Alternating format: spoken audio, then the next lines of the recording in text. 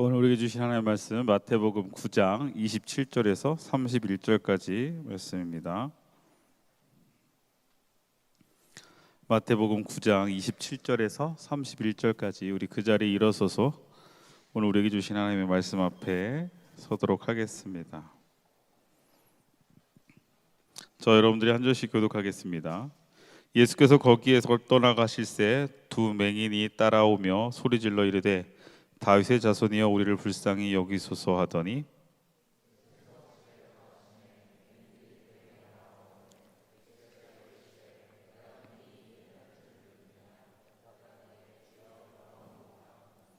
이에 예수께서 그들의 눈을 만지시며 이르시되 너희 믿음대로 되라 하시니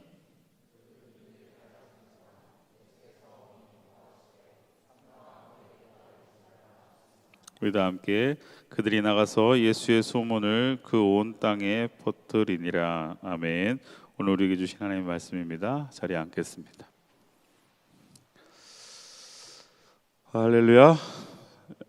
원래 지금 이 시간에 우리 스승의 주일이어서 그죠? 그래서 스승의 주일은 다음 주, 엄밀히 하면 다음 주인데 저희가 다음 주는 또 성년의 주일을 지켜야 돼서 원래 저희는 이제 다드림 청년부는 이번 주에 어버이 주일날 우리 멘토님과 부장님들 이렇게 감사의 마음을 전하는 시간을 원래 갖습니다. 그런데 지금 우리 멘토님 오시기로 한 멘토님들이 지금 오늘 그 담임 목사님 신방이 있으셔가지고 지금 아마 좀 늦으시는 것 같습니다. 그래서 일단은 뒤에서 진행이 좀 체크를 해서 전화로 좀 체크를 해보고 그 다음에 부장님이 체크를 해주시고 그래서 말씀 끝나고 도착하시면 제가 아까 그래서 저 먼저 온다고 그랬거든요. 그래서 늦게라도 오시라고 이렇게 말씀을 드렸으니까 다시 한번 좀 체크해 주시면 그때 설교 끝나고 나서 진행하도록 하겠습니다.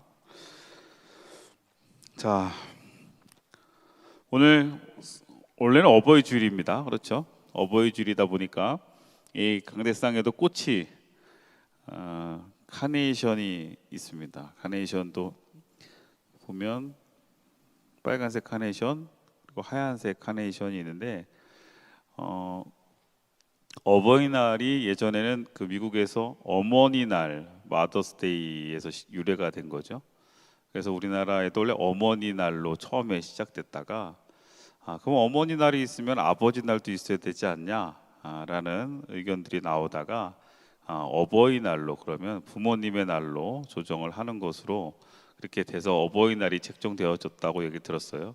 미국에서는 5월 셋째 주인가요? 5월 셋째 주인가 둘째 주 주일을 지키는 걸로 알고 있는데 우리나라는 이제 5월 8일로 지킵니다. 그래서 뭐 카네이션에 대한 유래도 보면 그 당시 미국에서 어떤 스토리가 있더라고요. 그런데 어쨌든 우리나라에서도 이제 그것을 해서 카네이션을 살아계신 우리 부모님에게는 빨간 카네이션을 그리고 이제 돌아가신 부모님을 기억하면서 이제 하얀 카네이션을 본인이 달고 다니는 원래 그런 것으로 원래 시작이 됐었다고 하더라고요. 어쨌든 우리가 어버이날을 지키고 어버이 주일을 지키고 또 하는 이 시간들을 통해서 우리는 뭐 매일 매 순간순간마다 우리를 향하신 부모님의 마음은 변함없고 사랑은 변함없지만 자식된 우리들이 그 마음을 늘 기억하고 늘 보답하며 살아가기는 쉽지 않기에 이렇게 또 날을 책정하고 주일을 책정해서 더 기억하는 것 같습니다. 오늘 청년들이 3부 예배 때 오시는 어른들에게 이제 카네이션을 이렇게 달아드리는데 이제 이게 카네이션 달아드릴 때 상당히 애매해요. 여러분들 저도 올라오다 보니까 2부 때 중고등부가 카네이션을 달아줬고 3부는 청년들이 달아줬거든요. 근데 2부 때 딱 오는데 이제 저희 첫째가 고등부 회장이야. 그러니까 거기서 이제 달고 있는데 난 눈을 안 맞추고 들어가려고 할 때 날 딱 잡더라고. 그래서 카네이션을 달고 들어가라는 거예요. 그래서 제가 절대 안 달았다. 예, 절대 안 달았다. 이거는 어르신들 달아드리는 거다. 난 어르신이 아니다.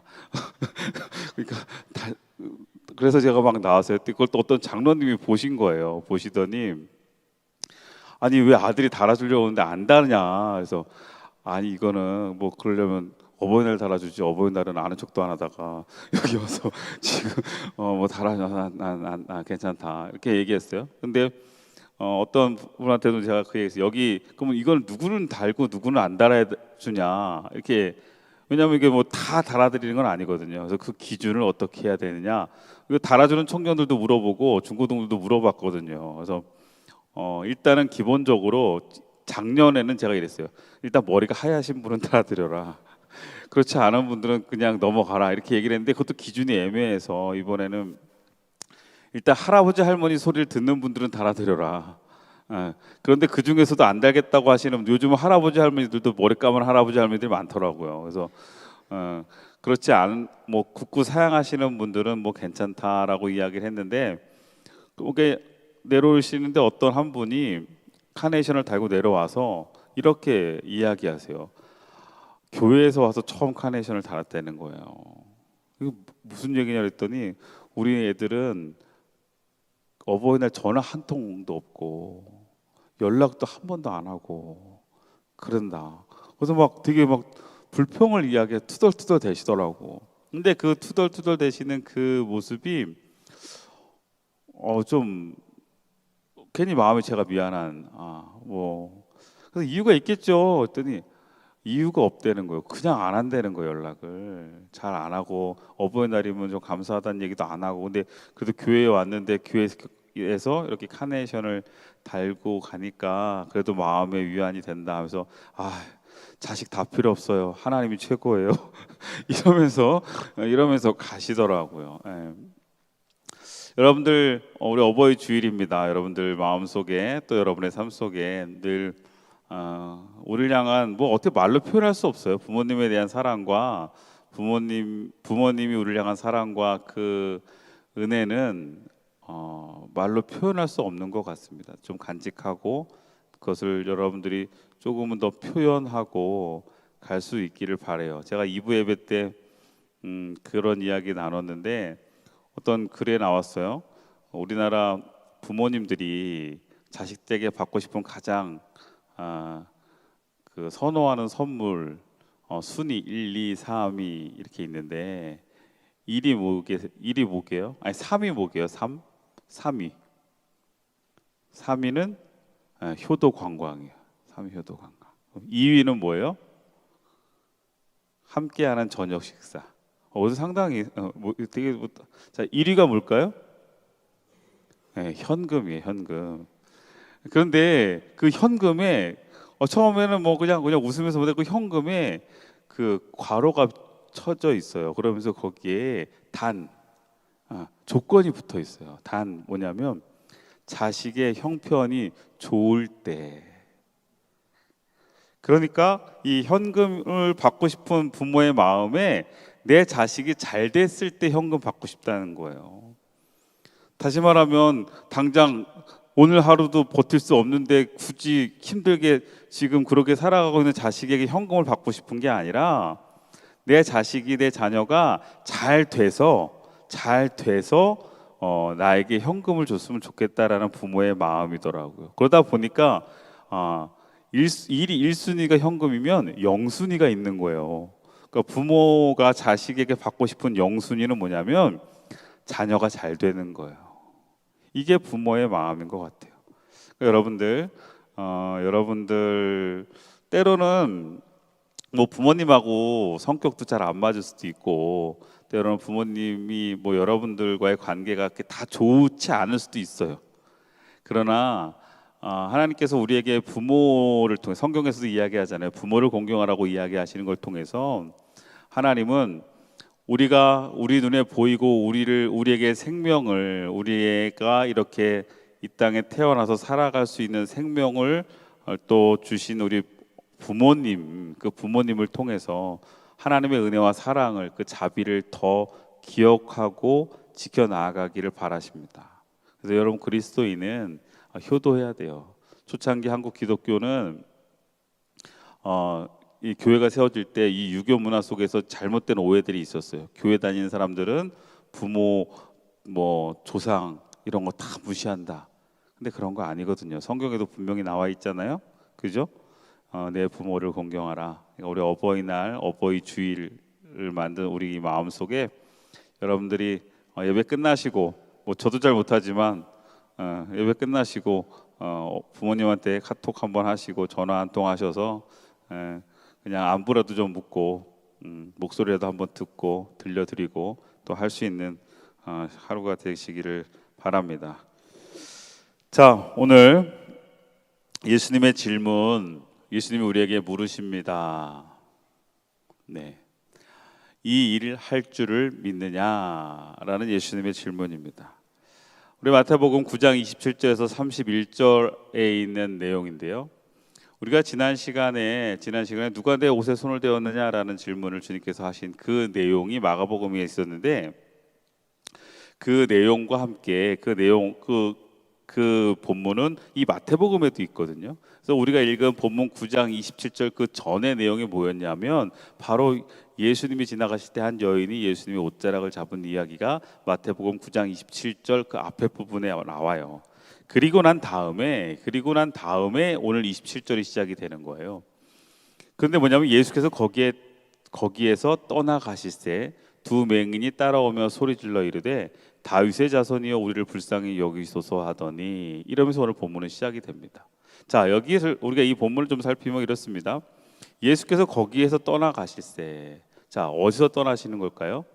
우리가 아까 읽은 본문, 우리가 그 앞에 부분을 보시면 제가 아까 이야기했던 것처럼 예수님께서 관리의 집에 가서 관리의 아이가 죽어 있는 것을 보시고 그것을 살리시는 사건과 그 중간에 한 여인이 예수님의 옷자락을 잡고 거기서 나은 사건이 이 앞에 있어요. 그리고 난 다음에 우리가 27절부터인데 26절을 보면 그 소문이 온 땅에 퍼지더라. 그리고 난 다음에 예수께서 거기에서 떠나가실새 이렇게 이야기했어요. 그러니까 지금 예수님은요,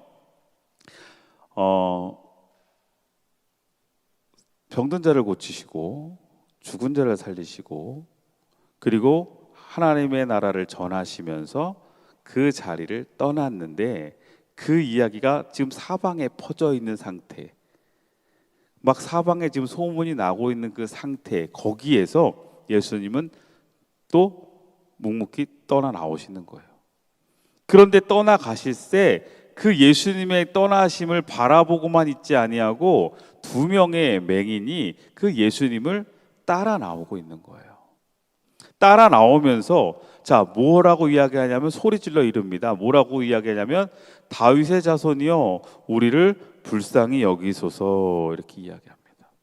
자, 여기서 이 두 명의 맹인들이 예수님을 다윗의 자손이여라고 지금 불렀다는 것에 대해서 첫째 우리가 여기서 알아야 할 것은, 그 당시 이스라엘 백성들이 다윗의 자손 예수여라고 이야기한다는 것은 뭐가 전제되어져 있냐면, 여기에는 중요한 한 가지가 전제되어져 있는 거예요. 유대인들에게 다윗의 자손 예수여, 자, 예수를 부를 때 예수님 우리는 이렇게 부르잖아요. 그죠? 우리는 예수님, 주님 이렇게 부르는데 지금 이 두 맹인은 그렇게 예수님을 부르지 않고 다윗의 자손 예수여 이렇게 불렀단 말이에요. 그러면 그들이 다윗의 자손 예수라고 불렀다라는 이유는 예수님을 그들은 지금 무엇으로 고백하고 인정하고 있는 거냐면 메시아를 고백하고 있는 거예요. 왜? 이스라엘 백성들은요, 구약에서부터 계속 내려오는 그들의 믿음과 그들의 신앙에는 무엇이 있냐면 다윗의 자손에서 우리를 구원할 누가 나타나요? 메시아가 나타나거든요.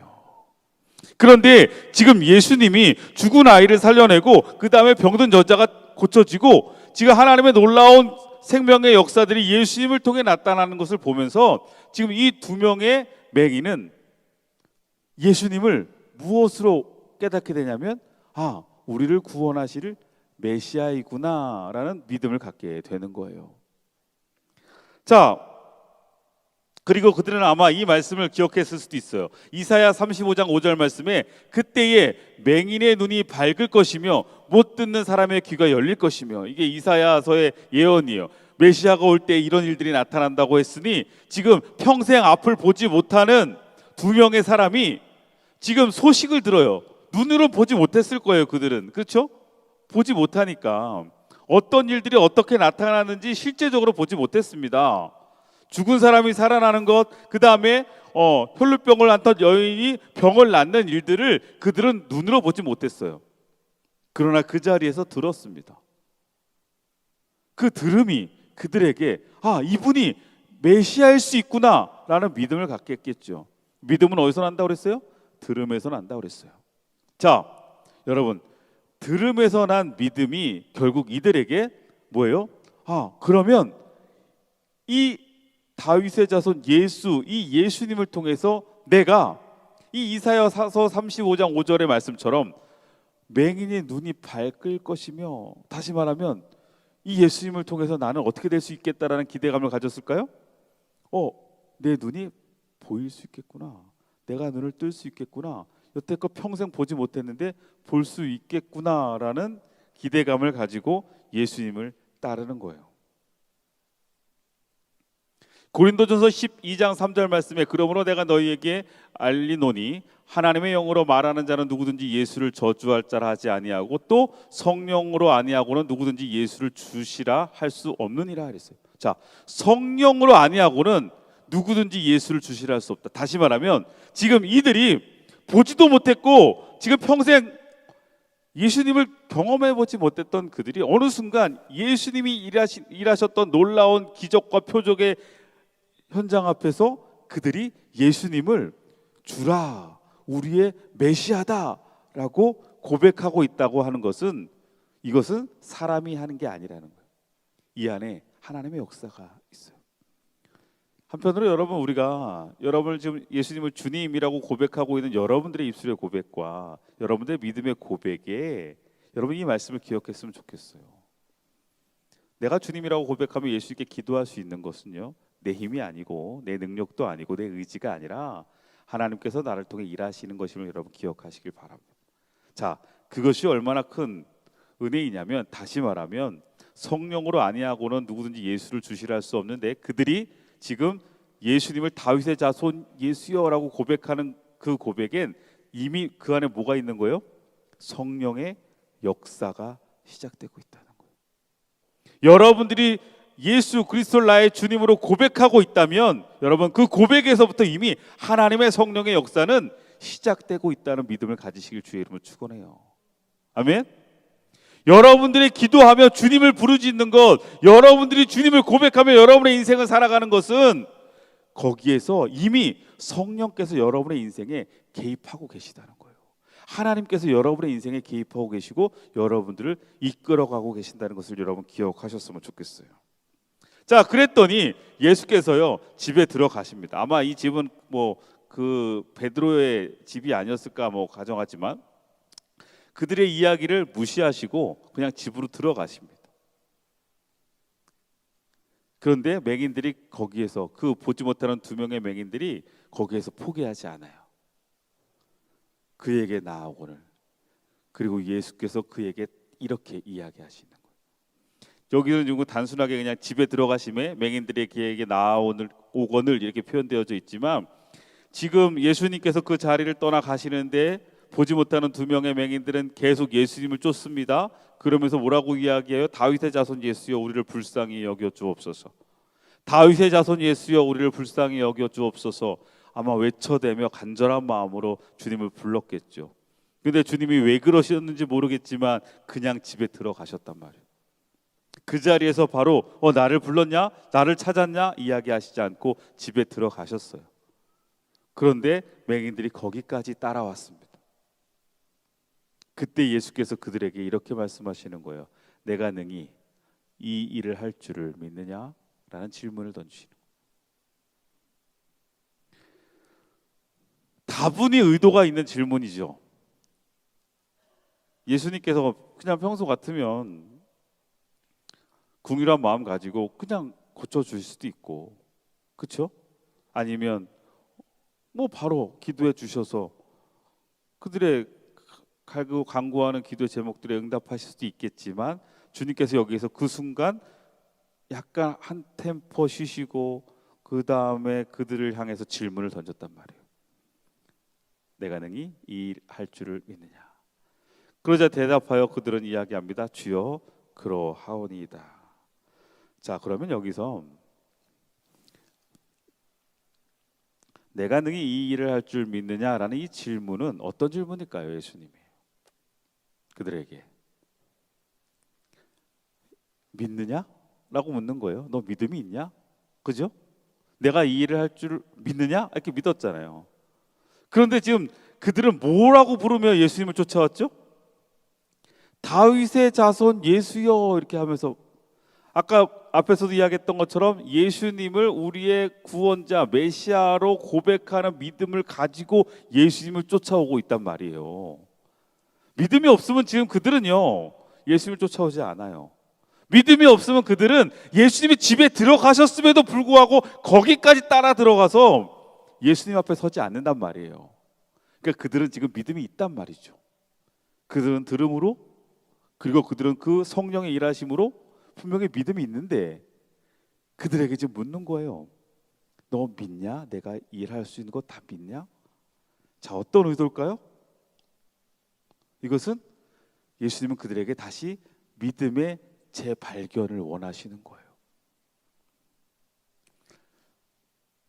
뭔가 지금 내 안에 일하실 것 같은 기대감과 또한 들음으로 말미암아 저분이 예수님이 나의 메시아가 될 거라는 그 믿음이 있어서 막연하게 쫓아왔는데, 예수님은 그들에게 그냥 그 믿음에서 결론을 내시지 않고 그들의 믿음을 다시 한번 재발견, 재확인, 그리고 재확립시켜 주시는 거예요.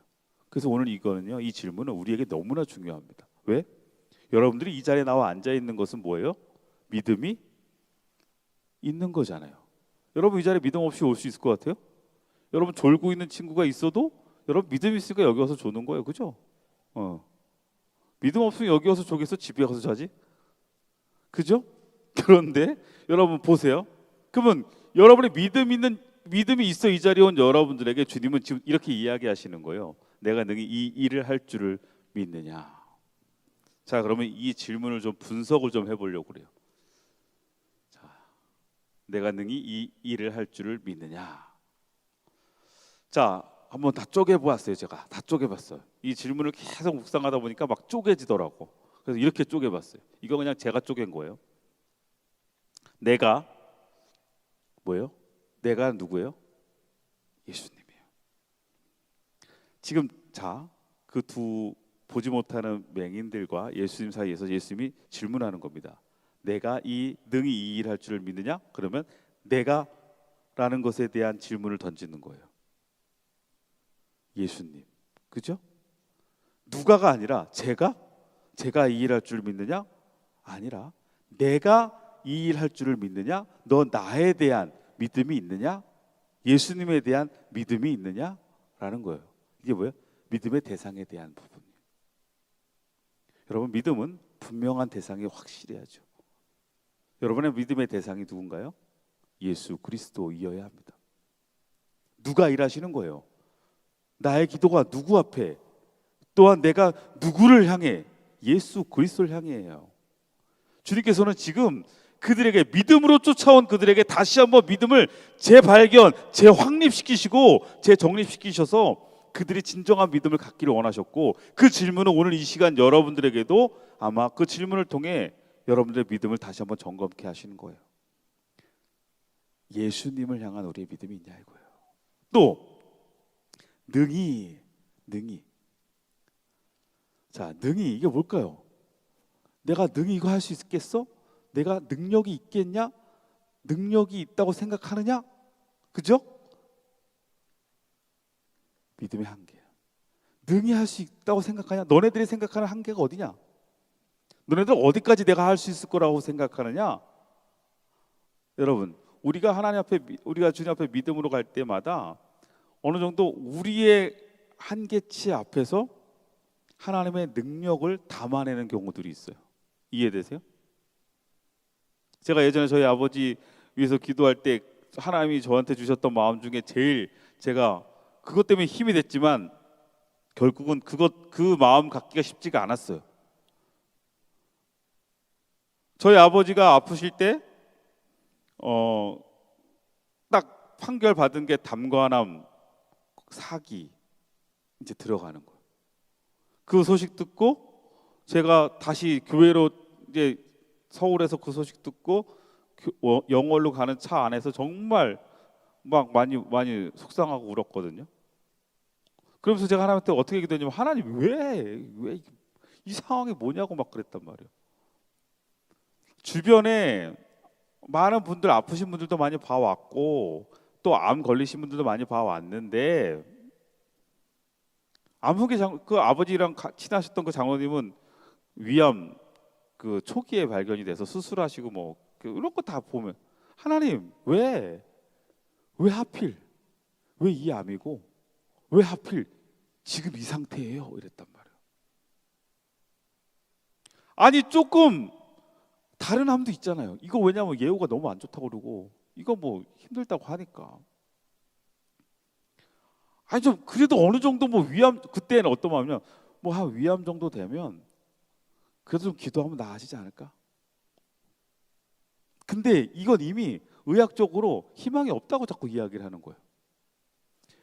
그러니까 나도 희망이 없어 보이는 기도하고 있는 나도 하나님 앞에 하나님 일하여 주세요라는 말보단 하나님 왜 상황이 이래요? 왜 문제가 이렇게 커요? 이건 아니잖아요. 이런 기도가 먼저 나오는 거예요. 근데 하나님은 그때 제가 딱 문상교회 들어가기 그 산 넘어가기 전에 제 머릿속에 팍 제 마음에 그냥 쿡 하나님 정확하게 저에게 말씀하신 게 뭐냐면 야 엄청 저한테 진짜 같지 않다는 듯이 여러분 그렇게 하나님의 음성 들어본 적 있어요? 하나님 늘 여러분들에게 막 다정하게 사무엘아 뭐 이런 식으로 모세야 이렇게 안 해요. 여러분 진짜 이 억양이 저한테 어떻게 야 이씨 이런 느낌이에요. 야 장난하냐? 이런 느낌이었어요. 그 음성으로 제 마음에 어떻게 바뀌었냐면 야 담관함이면 어떻고 감기면 어떠냐? 이게 저한테 확 왔어요. 근데 뉘앙스가 용주야 담관함이 어떻고 감기면 이게 아니라 야 아우 씨 감기면 어떻고 담관하면 어떠냐 이 느낌이요. 저한테 너 진짜 야 네 전도사 맞냐? 너 나한테 기도하는 거 맞냐 진짜? 이런 느낌 뭔지 아세요? 여러분 하나님 가끔씩 이렇게 얘기하십니다. 이렇게 얘기할 때 여러분 이것도 하나님의 음성이라고 들으셔야 돼. 하나님 늘 뭐 거룩하게 아무개야 이렇게 얘기 안 하신다니까. 딱 듣는데 순간 다시 얘기해요. 야 그러면 감기는 내가 고치고 기도해서 고치고 담관하면 못 고치냐? 이렇게 해서 마음을 주시는 거예요. 그 순간 제가 확 깨진 거예요. 아니 하나님이 일하신다면 하나님께서 역사하신다면 감기나 암 말기나 하나님에게는 아무것도 아닌데 나는 요거는 그래도 좀 기도하면 고칠만 하고 요건 좀 나아질만 하고 이거는 기도해도 안 되니까 하나님 왜 이러고 있는 거예요. 무슨 얘기인지 알아요? 하나님의 능력을 내가 한계를 두고 있더란 말이에요. 그런데 믿음은 그 한계를 넘어서는 게 믿음이란 말이에요. 내가 생각하고 내가 기준으로 두고 있는 그것을 넘어서는 하나님이 일하실 것에 대한 전적인 신뢰, 이게 믿음이란 말이죠. 능히 지금 너희들 평생 못 봤지. 지금 나한테 보게 해달라고 하지. 근데 내가 능히 이거 할 수 있겠다고, 능력이 있겠다고 생각하냐? 우리의 믿음의 한계에 대해서 다시 한번 몰아보게 하시는 거예요. 여러분, 믿음은 한계가 있으면 안 돼요. 여러분, 믿음의 시선은, 믿음의 기준은 내 기준과 내 시선에서 멈춰서면 그건 믿음이 아니란 말이에요.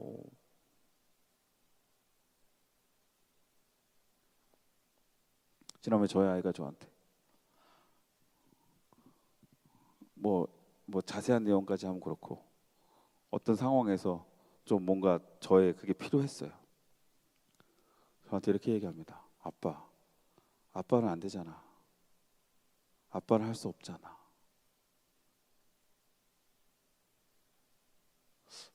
제 마음이 완전 무너졌어요 그때. 아빠는 나 학원 못 보내주잖아. 이랬거든요. 야, 제가 막 오기가 생기는데 열받더라고요 일단은. 얘가 아빠를 뭘로 보는 거지? 근데 현실은 그렇거든요. 그렇더라고요. 막 너무 근데 야, 내가 어떻게든 내가 네 학원 보낸다 내가. 그래서 결국은 보냈어요.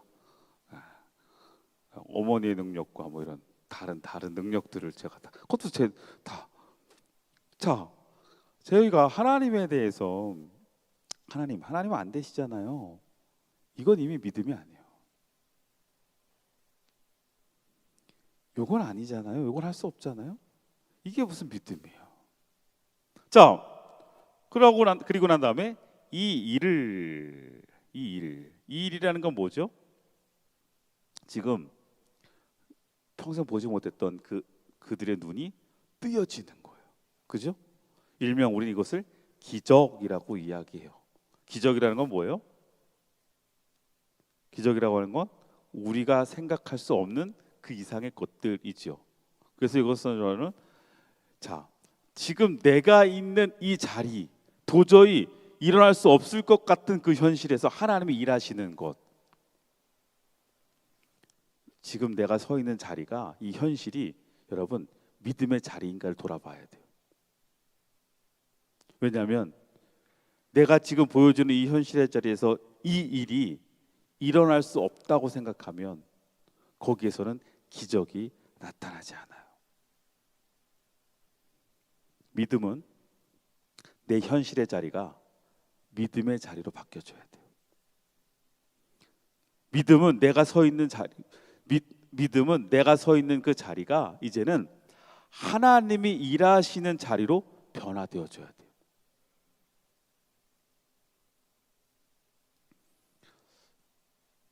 예전에 제가 이것도 한번 이야기한 것 같아요. 영월에서 저희 아이가 막 놀고 있는데 밑에서 막 놀고 있는데 와 하면서 막 뭐 놀고 있는데 뭔가 개미 있잖아요.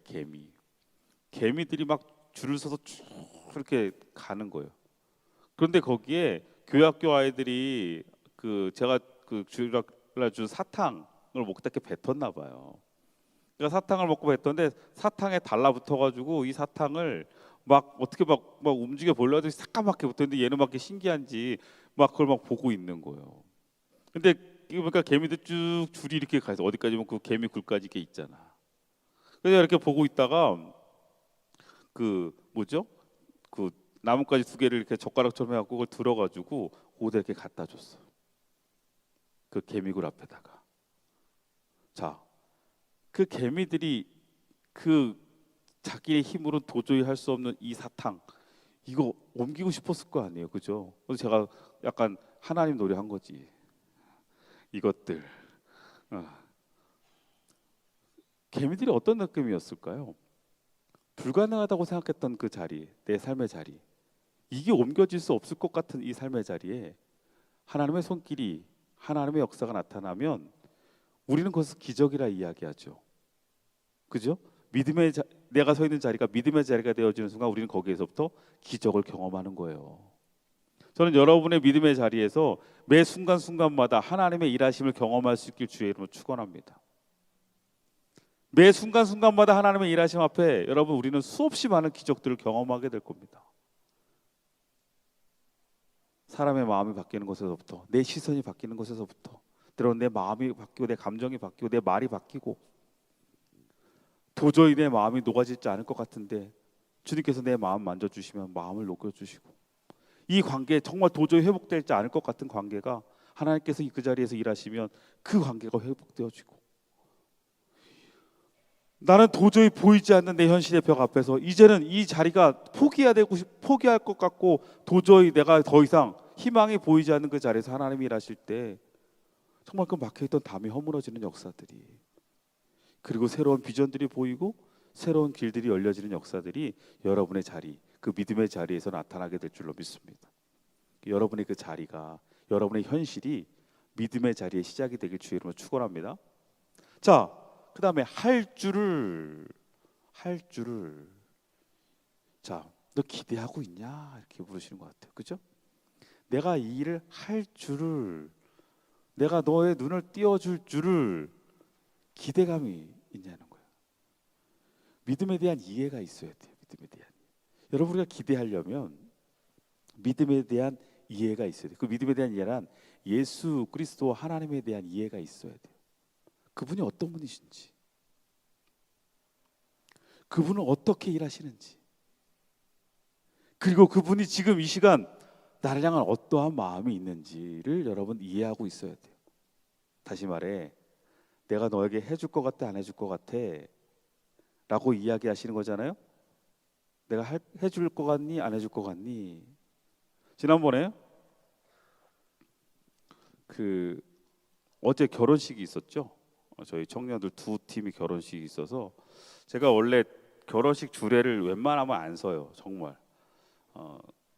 일단은 결혼식 주례 서는 거는 저에게도 좀 부담이기도 하지만 아직 보수적이어서 제가 저같이 새신랑 같이 저 같은 사람이 여기 있으면 좀 이렇게 뭔가 결혼식이 좀 가벼워지는 느낌 같은 좀 그런 게 좀 있어요. 저는 그래서 제가 머리에 좀 흰머리 날 때부터 저는 주례 서겠다 제가 이렇게 하고 있었기 때문에 주례를 웬만하면 안 서요, 정말.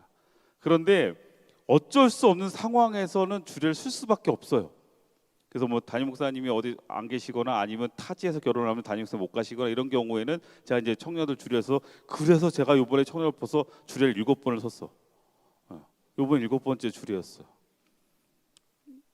근데 이것도 원래는 그러니까 은혜죠, 은혜요. 이 친구들이 저한테 주례 받을 수 있는 상황이 아닌데, 자, 하나님의 은혜다. 왜냐하면 두 친구가 같이 결혼을 하니까, 우리 청년 둘이 같이 결혼을 하니까 담임 목사님께서 한쪽밖에 못 하잖아요. 그래서 그 두 커플들이 정말 서로 얼마나 양보하고 기도하고 서로, 그래서 결국 그렇게 결정을 해줬어요. 그래서 한 친구네가 담임 목사님이 주례하고 한 친구 이제 제가 주례하기로 했는데 자꾸 의심하는 거예요. 금요일 날도 와갖고 목사님 제대로 오실 거 맞죠?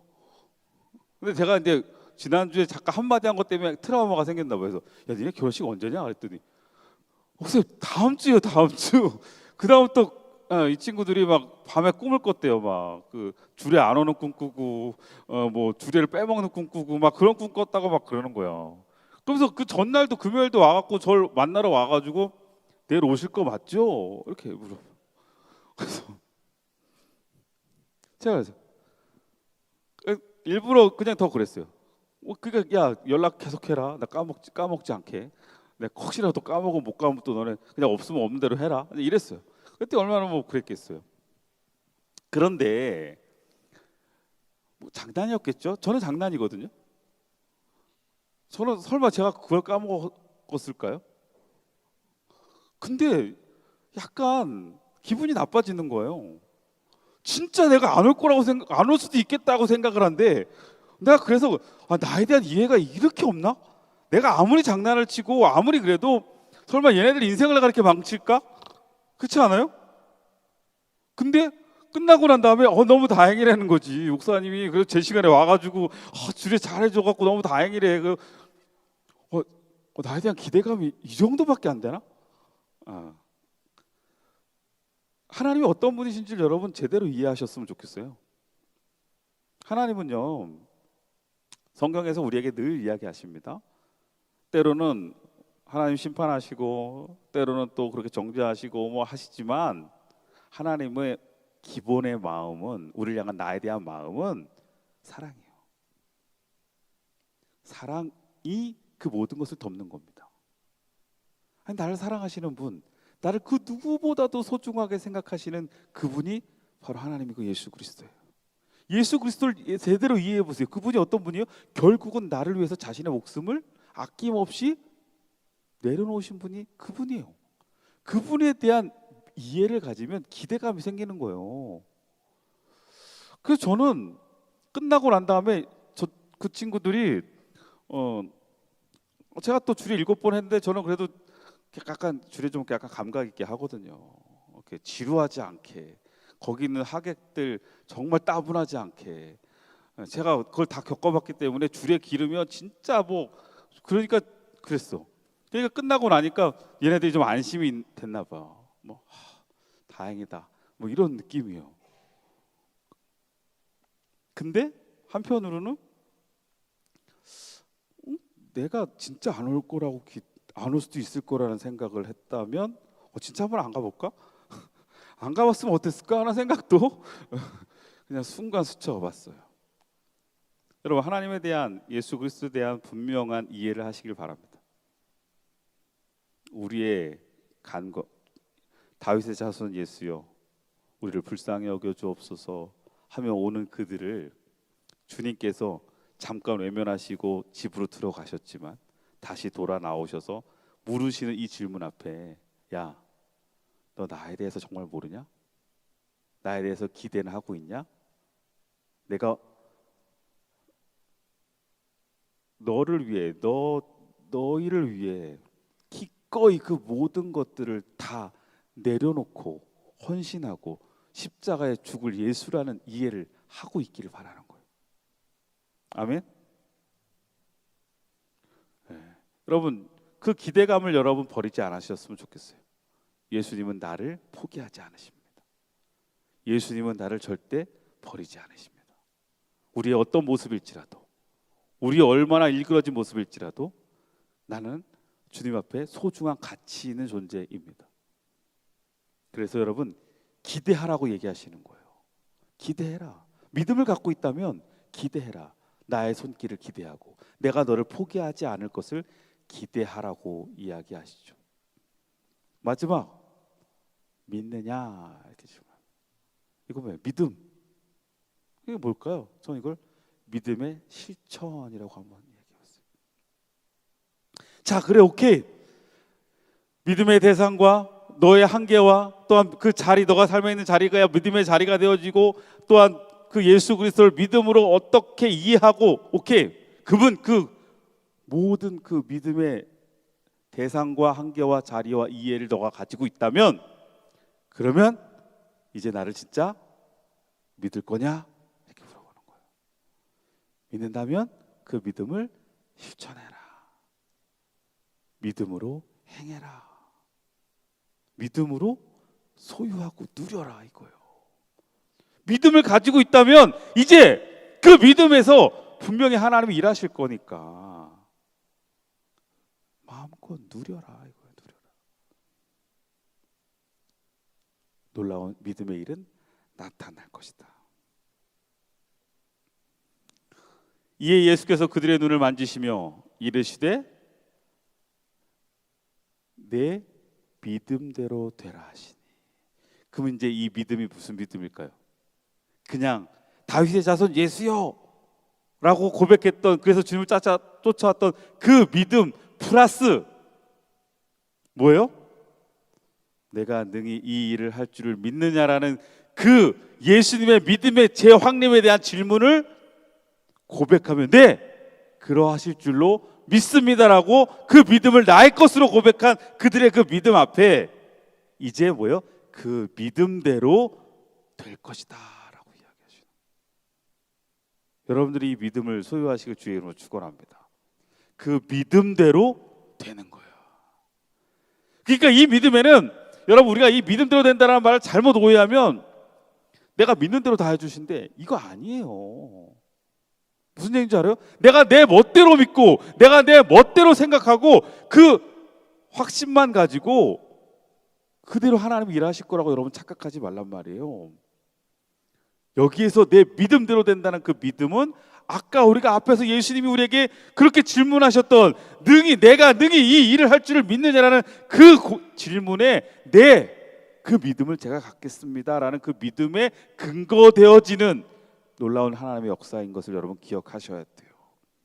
분명한 믿음의 대상이 있어야 되고 우리 한계를 넘어서는 믿음이 있어야 되고 또한 내 자리가 믿음의 자리가 되어줘야 되고 우리가 믿음에 대한 이해를 해야 되고 그 믿음을 실천하며 우리가 온전히 하나님께 맡길 때 거기에 놀라운 하나님의 역사가 예수 그리스도의 역사가 나타나게 되는 줄로 믿습니다. 그러니 이렇게 되는 거예요. 너희의 믿음대로 되라는 건 이제는 뭐예요? 그 믿음의 분량을 키우라는 거예요. 키우라는 거.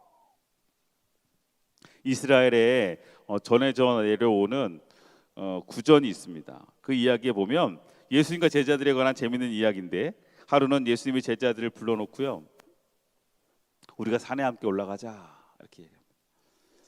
자, 모두 준비하도록 해라. 그런데 한 가지만 준비해라. 산까지 올라가는데 너희들 돌멩이 하나씩만 들고 와라 이렇게 얘기했어요. 제자들은요 어리둥절합니다. 아니 산을 올라가는데 왜 돌멩이를 가지고 올라올까?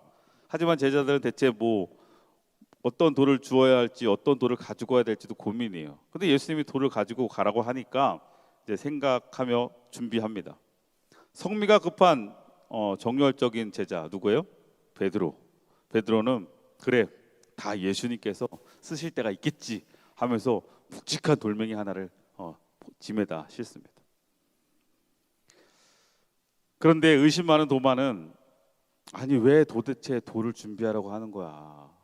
무엇에 쓸 건지 알아야지. 차라리 무엇에 쓸 거라고 얘기를 해주면 그거에 맞춰서 준비할 거 아니야? 하면서 주머니에 자그만 돌멩이 하나를 집어넣습니다. 빌립과 유다는요, 자 어디든 가면 널려 있는 게 돌멩이잖아. 그런데 뭘 이렇게 힘들게 그 돌멩이를 가지고 가?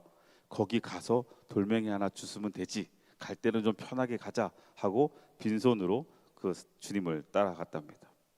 예수님께서는 아무런 말씀도 하지 않고 제자들과 함께 산 위로 올라가십니다. 산 정상에 도착하자마자 한참을 오르니까 얼마나 배가 고파요.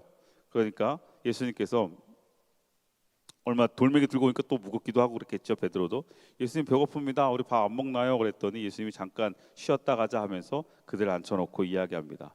자, 너희들이 가지고 온 돌멩이 그 앞에다 내려놔라. 그리고 예수님께서 거기서 축사하시고 그들의 그 돌이 떡이 되었더라. 이게 전해져 오는 이스라엘의 구전의 이야기래요. 성경에 나오는 이야기는 아니고.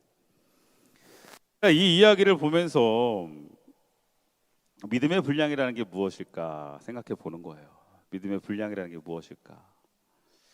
지금에 놓여진 주님의 말씀 앞에, 돌을 가지고 나를 따르라고 하는 그 말씀 앞에 우리는 다양한 의견과 생각들, 그 안에 결정들을 할 수 있어요. 그렇죠? 저는 그 셋의 결정들이 다 나름대로 합리적이라고 봐요. 그러나 믿음은 그렇게 자신의 합리적인 또 그 상황적인 실용적인 것을 택하는 것이 아니라 주님께서 하라 하실 때 그것에 순종하며 자신이 최선을 다해 그 말씀대로 따라가는 것입니다. 그것이 바로 믿음의 분량이에요.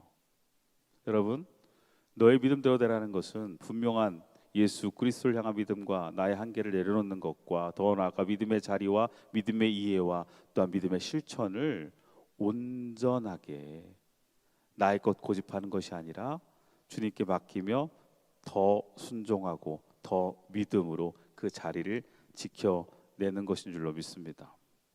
그래서 그렇게 믿음의 분량을 키우고 믿음으로 응답한 그들에게 나타난 놀라운 역사가 뭐예요? 그 눈들이 밝아지니라.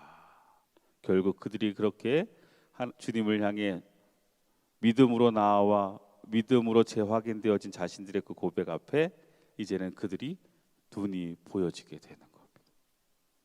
그런데 보면 그 눈들이 밝아진지라, 이게 어떤 의미, 좀 약간 상징적이지 않아요? 이제 그들은 육체적인 눈을 띄어졌지만 더 중요한 건 그들은 이제 믿음의 눈을 뜨게 된 거예요. 믿음으로 보게 되는 거예요. 그래서 오늘 이야기를 한번 좀 정리해 보면 이렇습니다. 다윗의 자손 예수여라고 불렀던 그들의 믿음 앞에 예수님은 이 일을 할 줄 믿느냐라는 믿음의 재확립, 그 다음에 재발견을 하게 하셨어요. 그러자 주님은 또 그들에게 내 믿음대로 되라라고 선포하시고 그것이 결국 그들의 눈이 밝아져 믿음으로 이제는 보게 되고 그 믿음을 소유하게 되어집니다.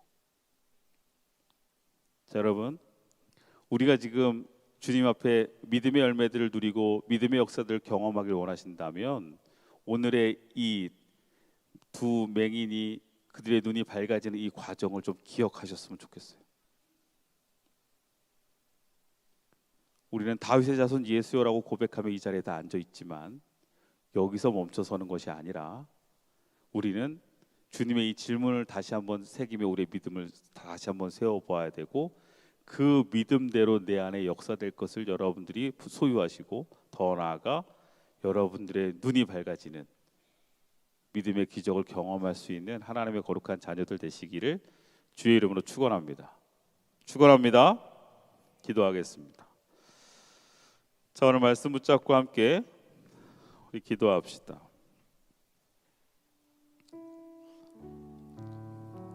다윗의 자손 예수여, 우리를 불쌍히 여겨 주소서.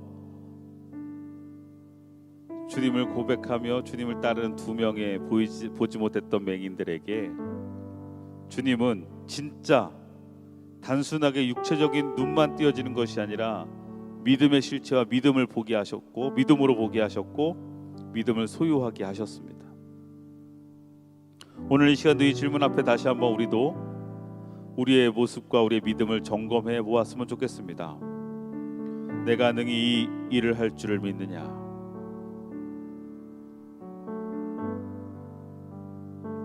우리의 믿음을 점검하시고 우리의 믿음의 모습을 돌아보시고, 또 우리가 그 믿음으로 다시금 분명히 서 나아갈 수 있는 내가 될 수 있게 해달라고 오늘 시간 말씀 붙잡고 이 시간 기도하며 나아갑시다. 기도하겠습니다. 거룩하신 하나님 감사합니다. 나를 사랑하시는 하나님의 은혜와 사랑 앞에 우리는 더 한 걸음 더 믿음으로 나아갑니다. 믿음에 대한 이해와 믿음에 대한 대상과 또 믿음의 한계를 넘어서게 하시고, 아버지 우리가 온전하게 예수 그리스도를 믿고 또한 우리의 한계를 넘어서는 주님의 놀라운 일들 앞에 내려놓고 더 나아가 내 삶의 자리가 이제 믿음의 자리로, 또한 아버지 우리가 오직 예수 그리스도를 온전히 믿음으로 이해하고, 또한 아버지 믿음의 실천을 통해서 하나님의 놀라운 은혜와 사랑을, 또한 하나님의 놀라운 기적과 표적을 경험할 수 있는 하나님의 자녀들이 되길 원합니다. 주님은 그것을 원하시기에 주님 앞에 서 있는 우리에게 다시금 이 질문을 하십니다.